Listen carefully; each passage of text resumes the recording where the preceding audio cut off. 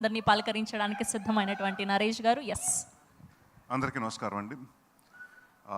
Prince నాకు almost first cinema తర్వాత నుంచి పరిచయం. ఫస్ట్లో చూసినప్పుడు అబ్బాయి ఏంటి ఇంత మెచ్యూర్గా ఉన్నాడు అనుకున్నా. అంటే యూస్ టు బి వెరీ అంటే చైల్డిష్ మెంటాలిటీలా ఉండింది తనది, తనిష్ది, అలా అందరిది. బట్ వెరీ సూన్ అంటే I been seeing him for years. 1-2 yearsలోనే he has matured so much.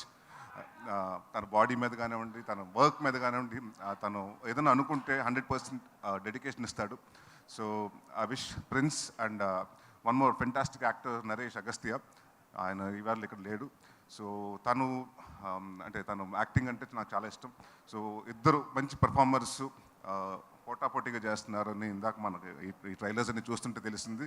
So I wish entire team and Neha గారికి, అలాగే జేబీ గారికి, అండ్ చాలామంది కొత్త వాళ్ళు ఉన్నారు ఈ సినిమాలో. అంటే డైరెక్టర్ కొత్త ఆయన, ప్రొడ్యూసర్ కొత్త ఆయన, ఇద్దరు కెమెరామెన్స్ కొత్త వాళ్ళు, వీళ్ళందరికీ.